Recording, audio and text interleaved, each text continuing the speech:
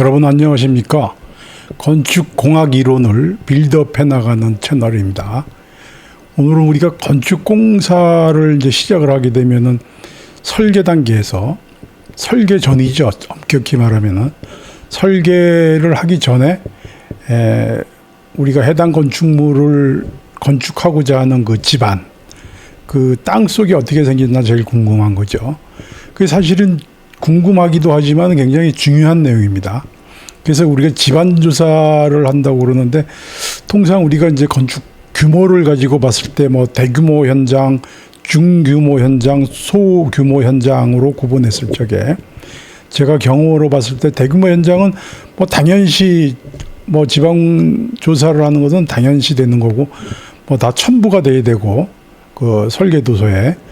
근데 그 법규에 아마 그게 있는지는 제가 정확히 모르겠습니다. 근데 이제 중규모 현장, 뭐 예를 뭐 정확히 표현하면 한 5층 이하 정도 건축물을 중규모 현장이라고, 그 소규모 현장은 뭐 1, 2층, 뭐 3층 이하, 이렇게 봤을 때 중규모 현장도 사실은 지방공사를 하지 않는 경우가 많이 있는 걸로 제가 보고 있습니다. 그래서 심지어는 뭐 5층짜리 건축물이 뭐 당연히 집안 조사를 하지 않았기 때문에 뭐 그 기초 지정 공사를 하지 않았겠죠. 그래서 연약 집안에 그냥 세운 거죠. 매트 기초 해가지고 뭐 매트 기초를 예를 들어서 뭐 다른 데 400mm 하는데 나는 뭐 1000mm 했다.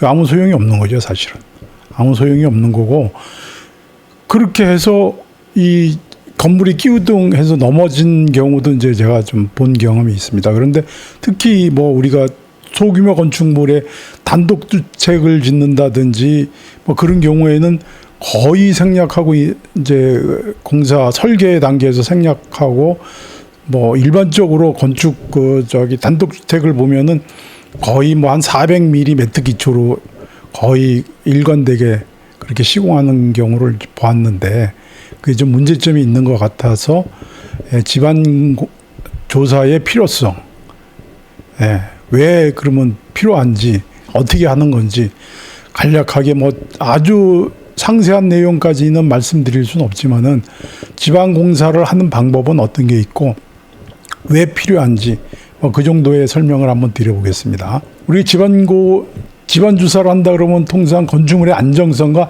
생애주기 비용 절감을 위한 핵심 공정, 이건 제목을 제가 이제 이렇게 한번 붙여봤습니다. 이 건물의 안정성 때문에 집안 조사를 한다. 그거는 뭐 누구든지 알 수 있는 거죠.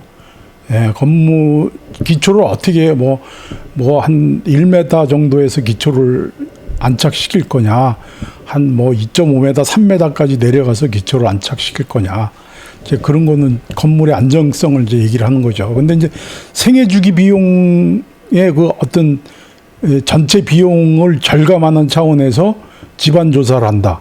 뭐 이런 내용은 좀 이해가 안 가실 수도 있는데, 그 내용을 가지고 좀 말씀을 드려볼게요. 같이.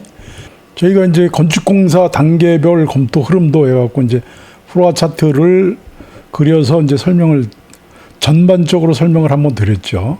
그리고 이제 이 라이프 사이클 코스트라는 거에 대해서도 이제 설명을 좀 드렸고요. 이게 이제 우리는 라이프 사이클 코스트가 이 해당 건축물을 시작을 하면서 준공하고 입주하고 사용하고 해체하는 것까지를 우리가 라이프 사이클 코스트라고 하는 거죠. 그래서 LCC라는 내용은 아마 제가 한 3번 정도 아마 설명을 드린 걸로 기억을 하는데, 그거 이제 참고를 좀 해보시면 될 것 같고요. 그래서 이제 그러면은 집안 조사가 왜 이 LCC랑 관계가 있느냐, 그게 이제 중요한 거죠. 그럼 집안 조사를 언제 하는 게 좋으냐? 우리가 이제 토지 선정을 했죠.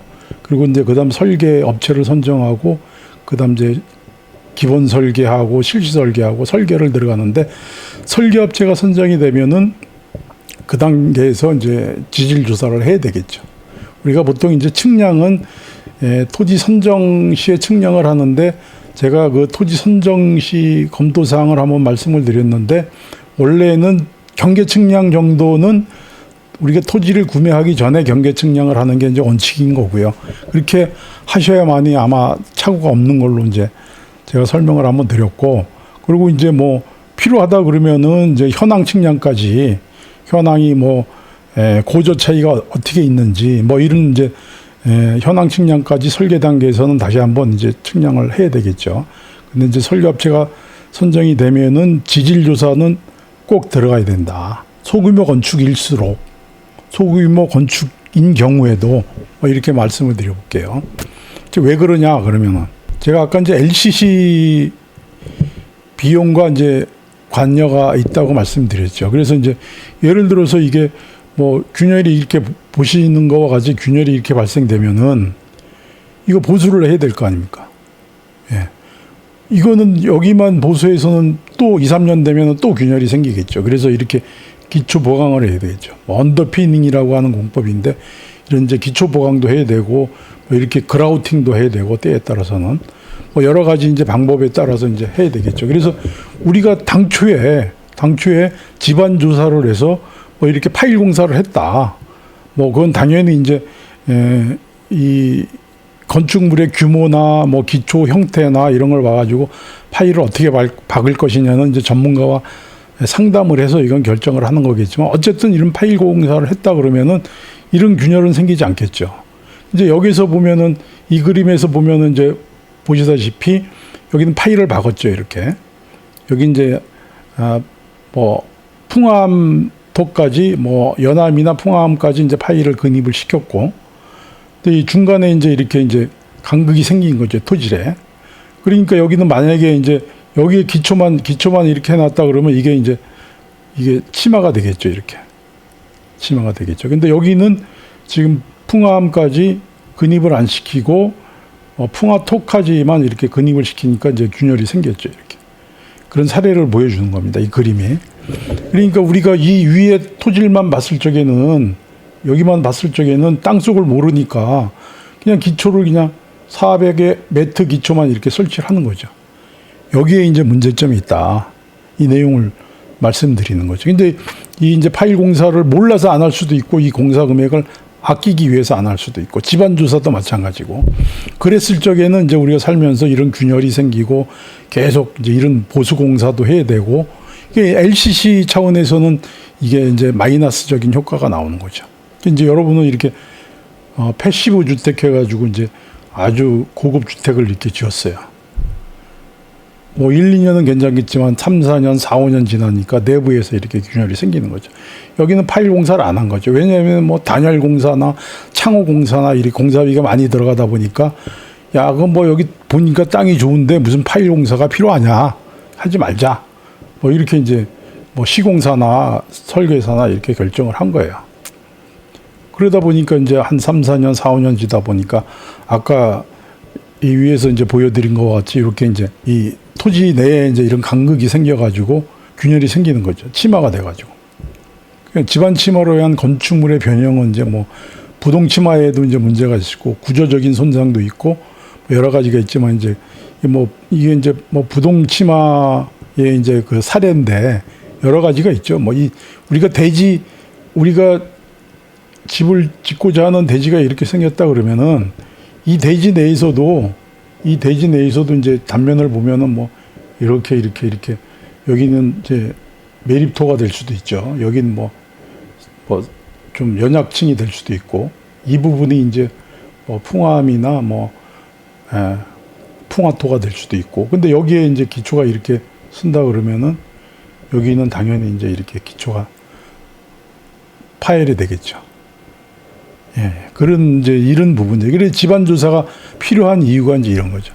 보통 이제 이런 형태로 이제 균열이 생기는 거죠. 그러면 이게 외부에서만 그렇지만 내부도 그렇고 또 뭐 옥상에서도 마찬가지겠죠. 이게 옥상에서도 균열이 가면은 거기에 이제 뭐 방수층도 이제 손상이 가고 이게 30년, 40년 산다 그러면 이게 한두 번 이 보수공사에서 되는 게 아니고 결국은 아까 이제 위에서 말했듯이 이렇게 기초 보강 공사를 한다든지 여러 이제 그 추가 공사가 지속적으로 이제 뭐 2, 3년에 한 번이라든지 3, 4년에 한 번이라든지 이렇게 발생이 되는 거죠. 그래서 집안 조사를 하고 기초 보강 공사를 하고 기초 파일 공사를 하고 집안 조사를 해서 거기에 맞는 이제 기초 공사를 하는 게 원칙이다. 이 말씀을 드리는 거죠. 집안 공사는 이제 어떤 순서로 할 거냐? 그래서 뭐 지방공사는 보통 이제 사전조사, 뭐 예비조사, 본조사, 이제 수시조사, 이제 뭐 이렇게 이제 교과서적인 측면으로 보면 이제 이렇게 이제 얘기를 하는데, 뭐 사전조사는 일단 뭐 유관 이제 뭐 검사 비슷하게 이제 우리가 눈으로 보는 거죠. 그래서 뭐 뒤에 이제 제가 하기 전 뭐 막대기를 꼽아서 뭐 이렇게 짚어보기 뭐 이런 이제 방법도 있긴 있어요. 이걸 이제 뭐 조그만 걸로 박아가지고 뭐 어느 정도 들어가느냐 여기에 따라서 계략적인 그 NH를 이제 산정하는 방법도 있고 뭐 이제 이런 순서와 이런 방법이 있다라는 정도만 이제 아시면 되고요. 이게 사실은 제일 이제 정확한 게 이제 보링 테스트를 해가지고 정확하게 집안을 이제 우리가 시료를 보면서 파악하는 게 이제 제일 정확한 방법이 되겠죠. 이게 이제 보링 테스트 하는 거죠. 아까도 말씀드렸지만은 집안 조사에는 뭐 이런 짚어보기라는 방법도 있고 약간 좀 땅을 좀 파서 해보는 방법도 있고 뭐 이렇게 물리적인 탐사 방법도 있고 이런 방법도 있는데 이건 뭐 다 오차가 있는 거죠, 사실은. 그래서 이제 제일 정확한 게 이래 보링 테스트라는 게 구멍을 뚫어가지고 시료를 채취하는 방법. 그럼 이제 거기에는 뭐 BX와 NX의 방법이 있다. 그래서 BX는 직경이 60.3mm. 예. 그리고 NX인 경우에는 76.2mm. 뭐 이 정도만 이제 아시면 될 것 같습니다. 그래서 이제 BX로 할 거냐, NX로 할 거냐, 그리고 이제 몇 공을 할 거냐, 우리 대지 내에 대지의 크기나 뭐 이런 걸 봐가지고 이제 결정을 하는 거죠. 그리고 이제 뭐 BX나 NX로 할 거 약간의 비용 차이는 있지만 이제 이것도 토지를 집안 조사하는 업체랑 이제 협의를 하게. 우리 대지 크기가 어느 정도 되는데 뭐 어느 방법을 하는 게 좋겠냐. 이건 뭐 크게 이게 어떤 그 차이가 있는 건 아니니까 그렇게 한번 협의하는 게 좋겠고요. 그리고 이제 표준 간입 시험이라는 게 있죠. 표준 간입 시험. 시험 방법은 63.5kg의 추를 75m 높이에서 낙하시켜서 30cm를 관입하는데 30cm가 들어가는데 이게 몇 번 때려서 30cm가 들어가느냐. 이걸 이제 NH라고 얘기를 하죠. 여기에는 이제 여기 뭐 이렇게 그려졌는데 여기 삼각대 같이 이렇게 돼 있겠죠. 이렇게 돼서 이제 여기에 이제 걸려서 여기서 올려서 내리고 여기를 이제 추를 올렸다가 다시 내리고 낙하시키고 75cm 높이에서 다시 낙하시키고 이제 이러한 방법을 했을 적에 몇 번 때렸을 적에 30cm가 들어가느냐. 그게 이제 NH라고 하는 거죠. 그러면 뭐 예를 들어서 뭐 30번에서 뭐 50번 때렸을 때 30cm가 들어가더라. N 값이 이제 30에서 50 아닙니까? 그러면은 이제 이게 뭐 어느 정도 사질토 또 점성토에 따라서 약간 틀리죠. 그러니까 이거는 사실은 이제 우리가 이제 계략적인 어떤 그 토질에 뭐 전문가들은 NH만 보고도 여기에 뭐 기초가 뭐 어느 정도까지는 기초를 할 수 있겠구나 뭐 이렇게 판단을 할 수 있겠죠. 그래서 이게 최종적인 거라고 보기는 좀 애매하기도 하고 그래서 이제 NH는 이렇게 형성이 된다. 이 시험 방법은 이렇게 있다. 뭐 이 정도만 아시면 될 것 같습니다. 그리고 이제 평판 제하 시험이라는 게 있는데 직접 지내력 측정 방법이라고 이제 할 수가 있죠. 예정된 기초 저면에 제압판을 놓고 하중을 가해서 치마량을 측정하는 방법이다. 허용 지내력을 이제 확인을 하는데 사실은 이거도 제 경험에 의해서는 이게 아마 토목공사의 그 도로포장공사 거기에서 이제 많이 좀 쓰이는 방법. 건축공사에서도 우리가 지내력 기초에서는 이걸 많이 쓰긴 하는데 사실은 이게 지금 이 그림에서도 보면 이 제압판에 뭐 1.5에서 2배 정도 이게 누르는 힘이 여기서 이렇게 누르는 힘이 제압판을 누르는 힘이 이 제압판 크기의 1.5에서 2배 정도까지밖에 제하가 되지 않는 거죠. 이 정도밖에. 그러니까 이게 사실은 착오가 있는 거죠. 이게 여기에 지금 토질이 어떻게 생겼는지도 모르고 여기에 아까도 얘기했지만 이렇게 막 공국이 있으면은 이게 금방 이제 치마가 되겠죠. 한 2, 3년 후에. 그래서 이건 이제 토목공사 같은 경우는 쭉 층다짐을 하잖아. 이제 만약에 이 부분이 뭐 한 1200 정도 된다 그러면 이건 30cm 단위로 이 층다짐을 하잖아요. 층다짐을 한 번 했을 때 여기서 이제 재하 시험을 한 번 하고 평판 재하 시험을 하고 그다음 2차 층다짐 했을 때 뭐 평판 시험 하고 뭐 이런 식으로 했을 적에는 이게 정확하게 이게 나올 수가 있는데 이 층다짐을 이제 전체적으로 하는 거니까 롤러 다짐하고 뭐 쭉 층다짐을 했을 때 근데 건축 현장에서는 이게 사실은 이 건물이 들어가는 높이 이제 건축물의 이제 그 구조물의 크기나 뭐 이런 것 때문에 기초의 크기나 이런 것 때문에 이 평판 재하 시험만 가지고 기초를 설계하고 기초를 시공하는 거는 좀 문제점이 있다. 이렇게 이제 볼 수가 있겠죠. 그래서 이거는 우리가 보링 테스트를 했는데 전혀 문제가 없다. 여기까지 토질에 문제가 없는데 이제 터파기를 하면서 여기에 이제 좀 흐트러진 부분이 있다. 그래서 이제 이거를 다짐을 하고 여기 재하 시험 정도 하는 정도 건축공사에서는 그렇게 쓰이면 뭐 타당 그렇게는 당연히 이제 이 평판 재하 시험을 해야 되겠죠. 근데 이제 이게 보링 테스트도 하지 않고 집안 조사도 하지 않고 집안이 어떻게 1m 이하의 집안이 어떻게 생겼는지도 모르고 이 평판 재하 시험만 가지고 우리가 지내력을 산출하는 것은 좀 문제가 있다. 저 개인적으로는 그렇게 봅니다. 그래서 이제 우리가 이제 집안 조사를 했을 적에는 이제 주상도가 이제 이렇게 나오는데 여기에 보면 이제 N치가 나옵니다. 여기에도 N치가 여기 12, 12번 때렸을 때 30cm가 들어간다. 여기는 뭐 20 이렇게 N치가 나오죠.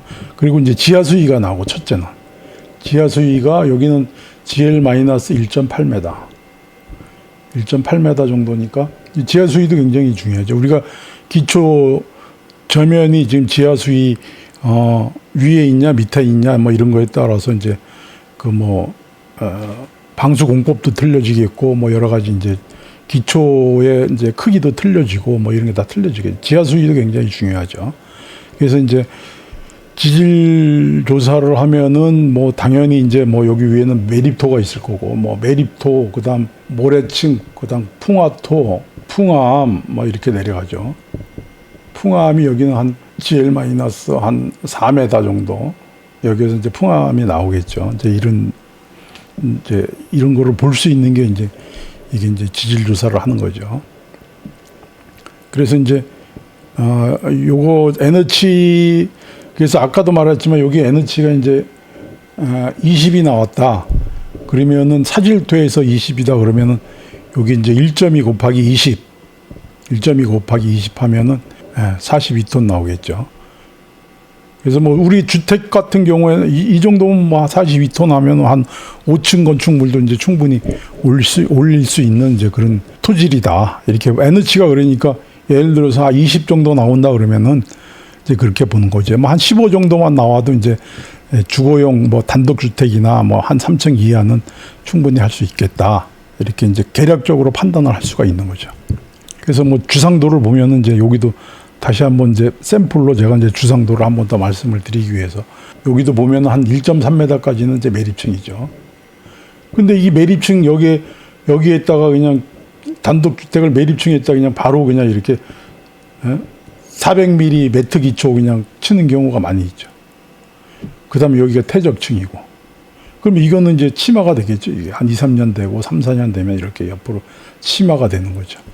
이런 식으로 이 최소한도 이 지질 조사는 해야만이 땅속이 지금 어떻게 형성이 됐는지 그걸 알아야만이 기초 크기도 어떻게 할 거고 기초 두께도 어떻게 할 것이고 아니면 여기에다 뭐 마이크로 파일을 박을 것이냐 안 박을 것이냐 이런 결정을 하는 거죠.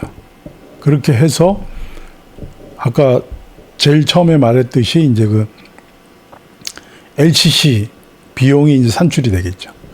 그래서 이제 보통 뭐 소규모 건축에서는 이제 이 헬리켈 파일, 뭐 스크류 파일이라고도 하지만 이제 이런 파일 공사를 함으로써 그 연약 지반을 이제 보강해 주는 방법.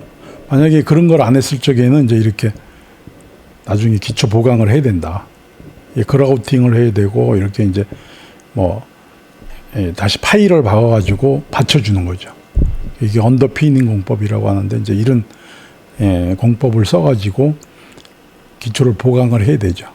이게 이제 이런 비용이 많이 드는 거죠. 이거 지금 애초에 파일 공사 집안 조사를 하고 이런 파일 거기에 맞은 파일 공사를 한 거보다 나중에 이거 뭐 이런 공사를 하게 되면 훨씬 더 그 옆에 토지 옆에 이제 인접대지 쪽에 이제 다 흙막이 공사도 해야 되고 뭐 이렇게 하면서 이 공사를 해야 되니까 굉장히 이제 어려워지는 거죠.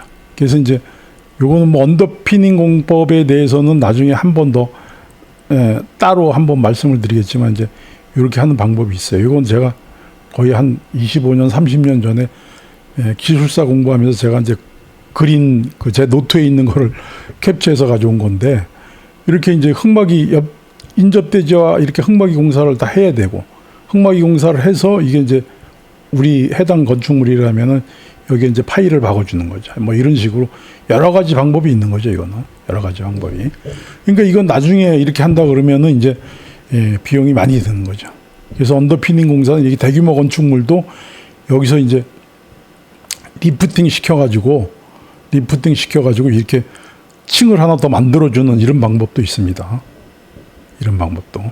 이것도 이제 언더피닝 공법에 뭐 리프팅 공법이라고도 할 수도 있지만 이제 그런 공법의 하나일 수도 있는 거죠.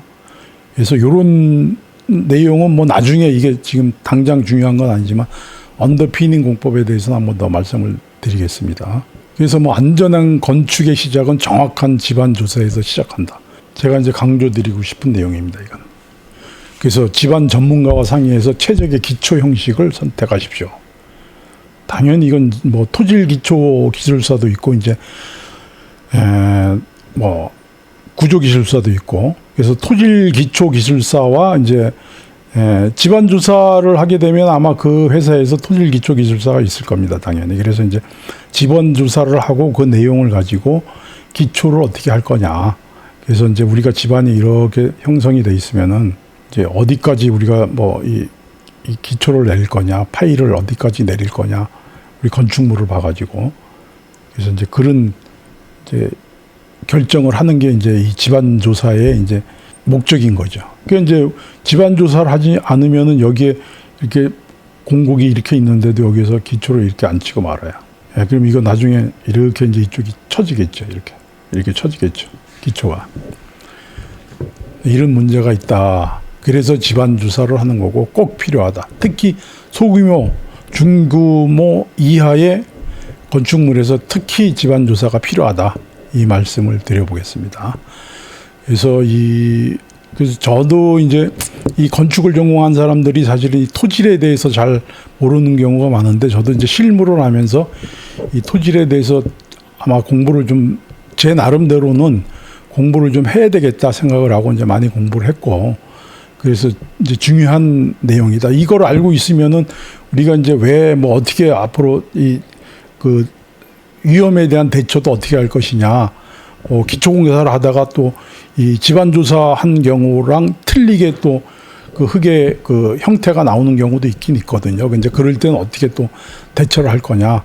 뭐 이런 이제 여러 가지 이제 그 임기응변을 할 수 있는 그런 자질이 이제 생기는 거죠. 그래서 이제 건축하시는 분들은 특히 집안조사를 꼭 해야 되고 왜 집안조사를 하느냐에 대해서는 지금 설명드린 바와 같이 이렇게 이런 내용에 의해서 집안조사를 한다. 특히 LCC 개념, 생애주기 비용과 집안조사는 아주 밀접한 관계가 있다. 이렇게 이해를 하시면 될 것 같습니다. 예, 감사합니다.